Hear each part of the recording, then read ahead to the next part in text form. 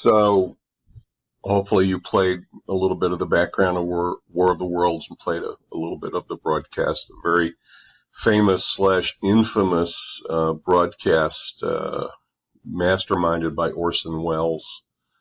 He's a very young man at that point, I think 21 or so years old, who went on within a few years to write, direct, and star in Citizen Kane, which many people feel is one of the most brilliant films ever made, based on the life of William Randolph Hearst, who was a magnate who owned a lot of newspapers and magazines, and we still have the Hearst Company today, very successful multimedia company.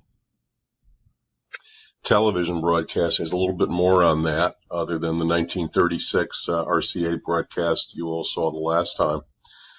1939, President Franklin Roosevelt opened the New York World's Fair, the broadcast from NBC's experimental station.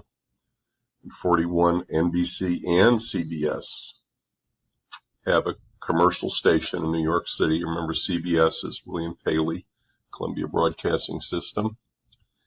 1946, only 6 stations are on the air, but both networks begin to expand to other markets. And by 1948, ABC and another network called Dumont, believe it or not, came along. And there were 128 stations. They began a full primetime schedule. Primetime, of course, is the time kind of after dinner, starting at 8 o'clock, 7 days a week. And as I said in the last lecture, most of the early TV shows were just brought over from radio. First television superstar was Milton Berle. And he did the Texaco Star Theater from 1948 to 56. It basically put vaudeville, a very old form of show business. Before there were movies, there was vaudeville. You know, many different acts, singing and dancing and humor, and in front of a curtain, or sometimes with the curtain open. So by 1948, there were 191,000 TVs. By the end of Milton Berle's run, there were 21 million TVs.